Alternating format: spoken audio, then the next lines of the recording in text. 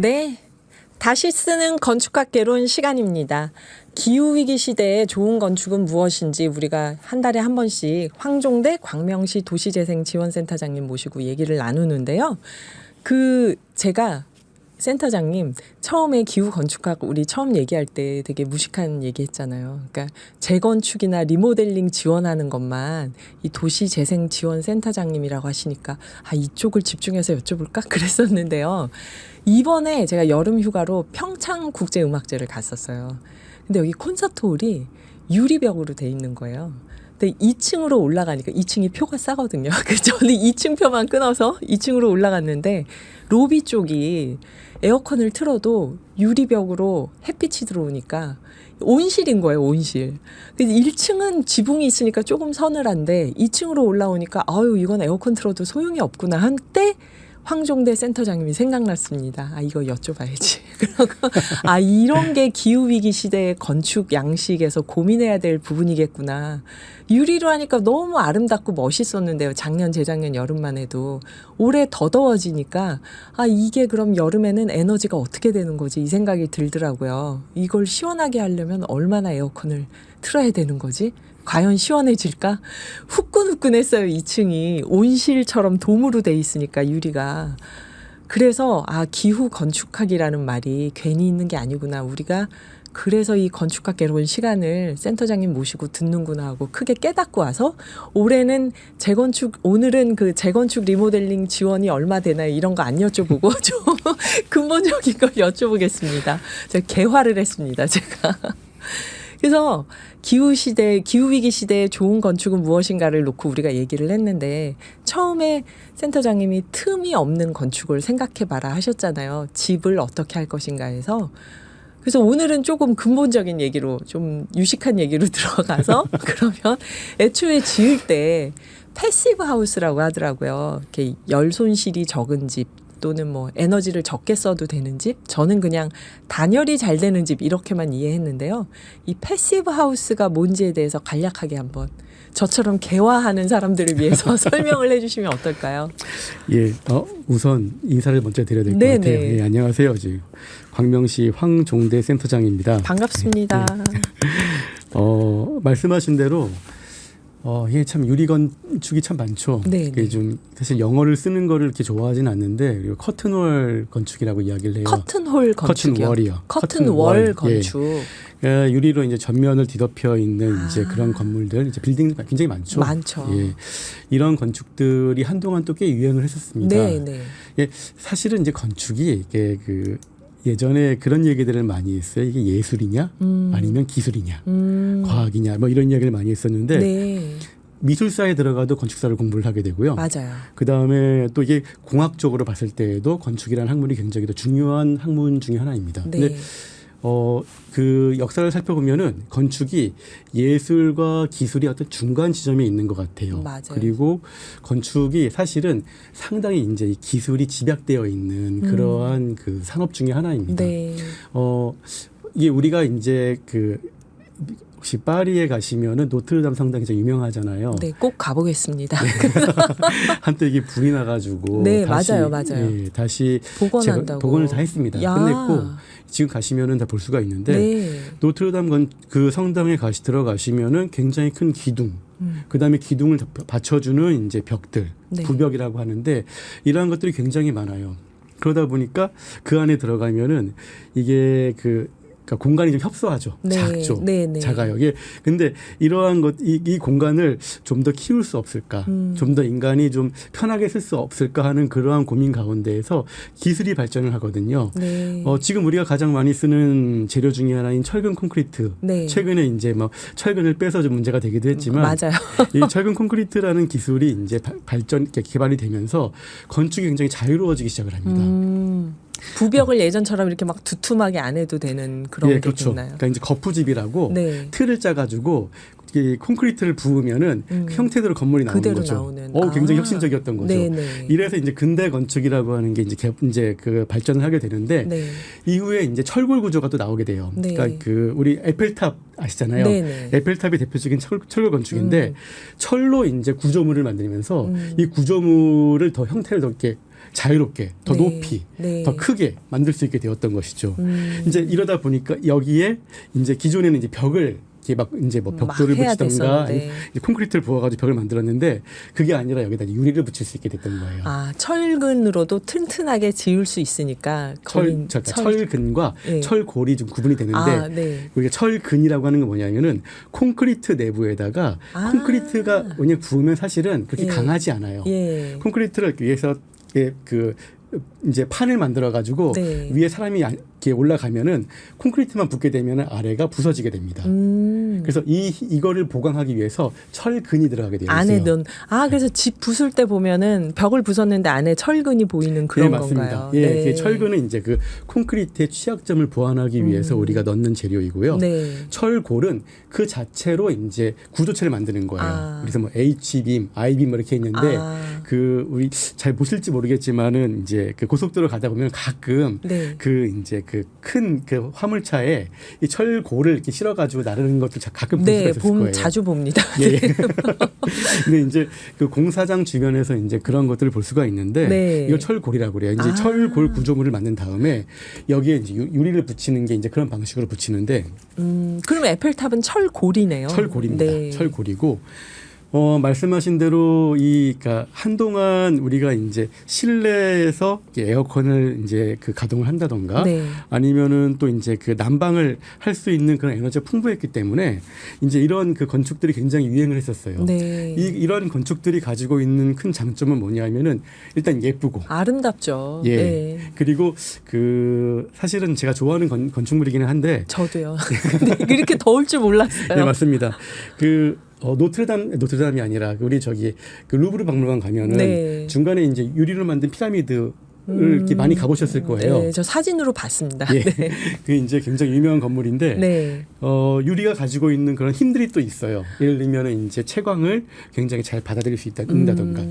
그 루브르 박물관 같은 경우에는 박물관이 전부 다 사실은 다 지하에 있어요. 네. 그러다 보니까 이 지하 공간에다가 햇빛을 어떻게 집어넣느냐 이런 채광이 것들이 중요한. 이런 것들을 위해서 네. 또 이제 뭐 루브르 피라미드라고 하는 상징도 있지만 이제 그런 것들 때문에 이 유리를 이제 사용을 했던 거죠. 그래서 다빈치 코드 소설에서도 거기가 배경으로 나오더라고요. 예, 네. 잘 아시네요. 아는 네. 척 해봤습니다. 계속. 예, 그래서 사실은 그 유리 건축이 이제 그런 그 형태에 대한 아름다움이라든가 우리가 사용하는 어떤 그러한 도시의 아름다움 때문에 많이 썼는데 네. 우리 진행자분 말씀하신 것처럼 이제는 예. 유리 건축이 상당히 이제 불리한 건축이 되었죠. 네. 너무 많은 에너지를 사용하게 되는 거예요. 네, 네. 그래서 이 에너지를 어떻게 하면 좀 줄일 수 있을까? 뭐 이런 네. 이제 고민들을 좀 하다 보니까 이제 사실은 이제 유리보다는 조금 더 이제 다른 차원의 이제 좀 그 에너지를 줄일 수 있는 방식의 건축을 좀 해보자라고 네. 했던 것들이 이제 그 최근 이제 우리가 그 하는 이제 건축의 이제 이런 이야기고 그런 가족 이제 그런 의미에서 패시브 하우스라는 게 이제 나와요. 그러니까 네. 사실 패시브라는 말 자체가 좀 어렵습니다. 왜냐하면 네. 영어로 되어 있기 때문에 저도 이제 영어를 사용하는 것에 대해서는 그렇게 적어하진 않는데, 그러니까 액티브와 패시브가 있어요. 예. 여기서 잠깐 정말 죄송한데 여러분, 행정안전부에서 발표된 기상특보를 듣고 액티브와 패시브 하우스에 대해서 마저 얘기를 듣겠습니다. 2023년 8월 18일 11시 00분 여주시, 용인시, 춘천시, 충주시 지역에 폭염경보가 발효됐습니다. 경기도는 여주 용인이네요. 노인, 신체 허약자, 환자 등을 두고 외출할 경우 친인척이나 이웃에게 부탁하고 전화로 안부를 확인합니다. 부모님과 떨어져 사는 자녀들은 수시로 부모님께 안부 전화 드립니다. 물을 많이 마시고 카페인 음료나 주류는 마시지 않습니다. 야외 활동을 최대한 피하고 외출할 때는 가벼운 옷차림을 하시고 챙이 넓은 모자, 물병을 반드시 휴대합니다. 건설 현장 등에서는 폭염 안전 수칙, 물 그늘 휴식을 꼭 지키고 가장 더운 시간에는 무더위 휴식 시간제를 적극 시행합니다. 외출 중이거나 집에 냉방기가 없는 경우 가장 더운 시간에는 인근 무더위 쉼터에서 더위를 피합니다. 가축은 축산의 환기, 물 뿌리기, 적정 사용 마리수 유지 등으로 온도 상승을 억제합니다. 양식 어류는 꾸준히 관찰하고 산소를 충분히 공급합니다. 행정안전부에서 알려드렸습니다. 폭염경보에 대해서 이렇게 자세히 나온 적이 그동안 없었는데 오늘 좀 심각한가 봅니다. 폭염. 여주시, 용인시, 춘천시, 충주시, 경기 충북 강원 지역에 지금 경보가 발효됐습니다. 네, 선생님 그러면 다시 패시브 하우스와 액티브 하우스. 네, 죄송합니다. 아닙니다. 네.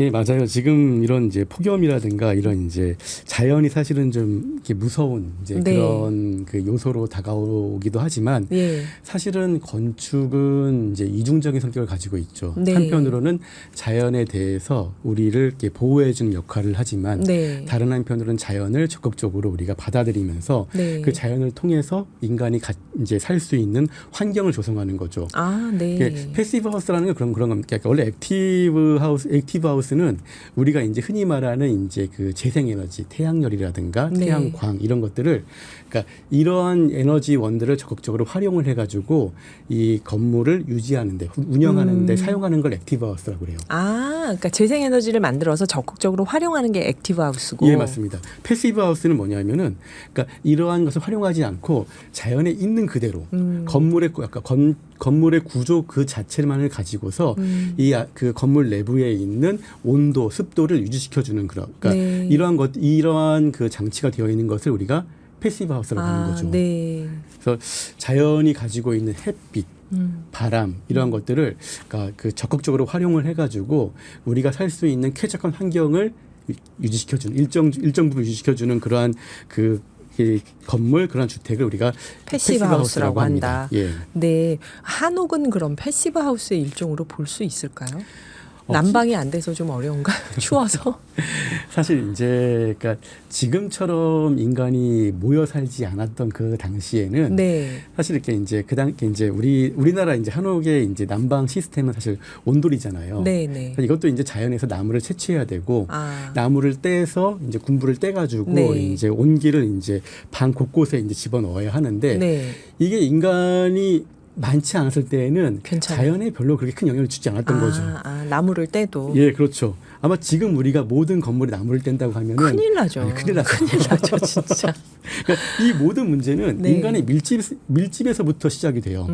그러니까 인간이 모여 살면서 과도하게 모여 살면서부터 시작이 되기 때문에 이것들을 이제 해소하기 위한 기술이 발전되었던 거죠. 네, 네. 그러니까 뭐 그러니까 그 냉방 시스템, 난방 시스템이 발전됐던 건데 우리 한옥은 사실은 이제 그 어릴 때 한옥에 사셔 보신 적 있으신지 살아본 적은 없었지만 할아버지 댁에 놀러 가면 잠깐씩 한옥에서 있었죠. 근데 아마 아파트 문화가 발전하기 전에는 대체로 비슷한 구조가 있었을 거예요. 그러니까 마루가 있었고 그다음에 마당이 있었고. 맞아요. 예. 마루 마당. 예, 우리가 굉장히 친숙한 이름이잖아요. 네, 뒷마당. 근데, 예. 이 마루라는 개념은 사실은 그러니까 어떻게 제가 그 지난번에 얘기했던 발코니의 개념과 좀 비슷해요. 맞아요. 선생님 계속 말씀하시려고 하는데 제가 질문을 안 해드렸던 게 그 발코니, 베란다 이거였잖아요. 예, 테라스. 네. 사실은 그러니까 한옥에서도 우리 마루, 텐마루는 네. 어떤 이제 자연과 내부 공간을 어느 정도 이제 만나게 하는 연결해주는 네. 네. 공간이었죠. 아주 더운 여름에 방에 들어 있지 않고 마루로 나와서 마루에서 이게 지금처럼 이렇게 시원하지 않았을 거예요. 그러니까 근데 어렸을 때 느낌에 그 마루에 누워 있으면 그렇게 시원했어요. 대청 마루가. 예. 그러니까 그 한동안 그 에어컨 바람을 되게 우리가 별로 안 좋아하셨던 분들이 굉장히 많았을 거예요. 네네. 그 바람이 익숙하지 않았기 때문에 너무 차갑기 때문에. 근데 그러니까 말하자면은 그 마루에 앉아서 누워서 이렇게 이제 그 바람을 쐬면은 네. 지금 같은 찬바람은 아니지만 네. 인간이 견딜 수 있고 인간이 시원하다고 느낄 수 있는 어떤 그런 적정 바람. 예, 적정한 네. 바람이 들어왔을 거라는 거죠. 네. 그러니까 인간이 굉장히 적응을 잘하는데 지금 저희 아이들을 보더라도 그러한 바람에 잘 적응하지 못하는 거예요. 에어컨 안 켜면 큰일 나는 줄 알죠, 지금. 네. 맞습니다. 그래서 그런 이제 마루에 앉아가지고 찬물에 발을 담그고 네, 네. 그다음에 수박을 먹거나 네. 아니면 이제 이렇게 좀 가만히 이제 부채질을 하거나 하더라도 아니면 배를 붙이고 가만히 누워 있어도 시원했어요. 예, 견딜 수가 있었죠. 네, 네. 예, 그러니까 우리가 어쩌면은 이러한 그 문명의 시스템 이기. 그러니까 네. 너무 이제 쉽게 많은 에너지를 사용해서 그러니까 우리의 편리함을 과도하게 하는 어떤 그러한 것에 익숙해져 있지 않은가. 네, 네. 그래서 사실은 이제 그러니까 저는 기후 위기 시대에 우리가 어떤 새로운 시스템을 만들거나 이런 것도 중요하지만 네. 한편으로는 그 부분도 중요한 것 같아요. 그러니까 특히 건물, 그러니까 건축 도시에 있어서는 이 불편함을 감수하는 것. 아, 불편함을 감수하는 것. 예. 네. 그래서 조금 덥더라도 네. 조금 춥더라도 조금 이렇게 견딜 수 있을 정도의 어떤 그러한 것들, 그러한 어떤 그 환경을 우리가 견뎌내는 것도 좀 중요하지 않은가 생각이 듭니다. 네, 지금 이 말씀을 듣고 또 기저질환이 있거나 연령대 높으신데 폭염에 에어컨 안 트시고 그러시면 안 됩니다. 네, 폭염은 피해 주시고요. 예, 제가 맞습니다. 말씀드리는 이 맞아요. 불편함을 감수하는 거는 네. 어느 정도. 맞아요. 예, 그러니까 지금 우리의 구조는 사실 이 에너지를 사용하기에 적합한 구조로 이미 건축과 도시가 개발이 되었죠. 네, 바뀌어 버렸죠, 지금은. 예, 바뀌었어요. 네. 그래서 이렇게 더운 여름에 발코니를 확장한 아파트에서 네. 에어컨을 안 틀고 버틸 수 있다. 그거 쉽지 않은 정말 일이죠. 정말 큰일 나죠. 그러면. 예. 네. 예, 이런 문제들이 있어서 어떻게 보면은 이제 그 이러한 시기에 그러니까 우리 건축 도시는 이제 좀 다시 기본으로 본질로 돌아가는 것이 중요하지 않은가 생각이 들어요. 네. 그러니까 발코니에 대한 개념 이런 부분들을 우리 같이 이야기하기 전에 중요한 것은 그러면은 우리가 원래 어떻게 살았는가, 우리의 도시는 원래 어떠했는가. 네. 이게 한없이 편해지는 것을 추구하지 않았던 그 당시에는 자동차가 많지 않았고 좀 많이 걸어 다녔던 그 당시에는 어땠을까. 네네. 한번 그런 것도 한번 생각해 보는 것도 네. 우리가 다시 한번 우리가 살아가는 삶의 어떤 근본 이것들을 기억하는 게 되게 중요한 것 같아요. 네. 그래서 건축이 네. 사실은 이러한 그 기본 가운데에서 네. 다시 한번 고민되어져야 된다라고 생각을 하게 되고요. 그런 차원에서 이 발코니를 제가 이야기했지만 네. 사실 발코니라고 하는 거는 그런 것 같아요. 그러니까 인간이 살고 있는 환경에서 어떻게 자연을 받아들일 수 있을 것인가. 그러니까 아파트가 없었던 시대에는 사실 발코니가 없었거든요. 네, 맞아요. 그때는 필요가 없었죠, 발코니가. 예, 필요가 없었습니다. 공동주택이 생기면서. 예, 이 공동주택은 결국 네. 인간이 많이 몰려들고 네. 과도하게 인간이 이제 집중되면서 네네. 여기서 이제 어떻게 같이 함께 살 수 있을까 이제 이런 고민을 하다가 이제 공동주택을 만들고 공동주택의 환경을 좀 보다 조금이나마 인간이 살 수 있는 환경을 만들기 위해서 만들어진 장치거든요. 네. 그래서 말씀드리면은 그러니까 발코니, 베란다, 테라스 이 모든 것은 인간이 살아가는 이 그 집, 도시에서 그러니까 이 자연을 조금이나마 경험할 수 있게 하는 것. 그다음에 인간이 함께 살아가는 어떤 그러한 방식을 고민할 수 있는 어떤 그러한 장치로서 만들어졌다고 이해하시면 좋을 것 같아요. 네, 실내와 실외를 집과 자연을 연결하는 것으로서 발코니, 테라스, 베란다를 생각했다. 예. 말씀하셨는데 지금 들으시면서 발코니나 테라스나 베란다나 그게 그거지 하실 수 있을 것 같아요. 그래서 선생님께 지금 질문 흐름에서는 좀 빨리 나왔지만 얘기가 그래도 발코니, 테라스, 베란다가 어떻게 다른지 잠깐 설명해 주시고 또 우리 패시브 하우스 얘기를 마저 하죠, 선생님. 예. 이제 많은 분들이 이제 베란다 확장을 얘기하죠. 아파트 베란다 확장. 그럼요. 그거 아예 돼 있는 아파트들도 있어요. 옵션으로 신청해서. 예, 지금은 이제 베란다 확장이 거의 이제 기정사실화되어 있어가지고 네. 그대로 이제 그 설계에서부터 반영이 돼서 이제 설계가 되어집니다. 네. 근데 이제 이게 원래는 제가 말씀드린 발코니라고 말씀을 드렸는데 이게 엄밀하게 따지면은 이제 그러니까 발코니는 건물 외부에 톡 튀어나온 부분이에요. 튀어나온 부분. 예. 그런 거 저희 막 놀러 가면은 리조트나 이런 데 밖에 튀어나와 있는 그 발코니요. 예, 맞습니다. 그게 정확하게 발코니고요.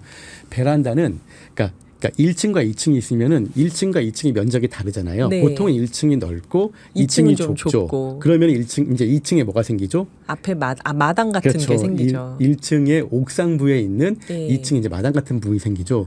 이 부분을 우리가 베란다라고 합니다. 그럼 전원주택들 보면은 2층이나 3층을 좀 적게 지어갖고 그 앞에 놔둔 거기가 이제 베란다군요. 예, 맞습니다. 아파트에서도 이제 예전에 지은 아파트를 보면 이제 그 주상복합으로 지은 아파트들이 있어요. 그러면 이제 뭐 1, 2층이 상가로 되어 있고 3층부터 아파트로 올라가면은 3층 부위의 앞에 이제 그냥 마당 같은 게 생기죠. 그렇죠? 네. 이제 그거를 우리가 이제 베란다라고 하고요. 네, 테라스는 제일 이해하기 편한 게 네. 유럽에 가면 이제 테라스 카페. 아, 그렇죠. 지금 네. 저희 카페들 보면은 카페 앞에 인도에 나오도록 막 나무 깔아놓고 그러면 사람들이 이거 불법이니까 치워라 막 그러던데 그게 말하자면 테라스네요. 네, 맞습니다. 카페들이 테라스를 확장한 거네요. 네, 이쪽으로. 그러니까 테라스라는 공간은 사실은 네. 이제 거실이라든가 이제 1층 뭐 방에서 이제 외부로 나갈 수 있는 공간을 만든 걸 테라스 공간이라고 네. 해요. 그래서 이제 개념은 사실 이렇게 이제 딱 그 잡히셨을 텐데 네. 이제 우리나라에서 이제 이 발코니하고 베란다가 헷갈리게 된 가장 큰 이유가 있어요. 아파트? 예, 아파트에서 네.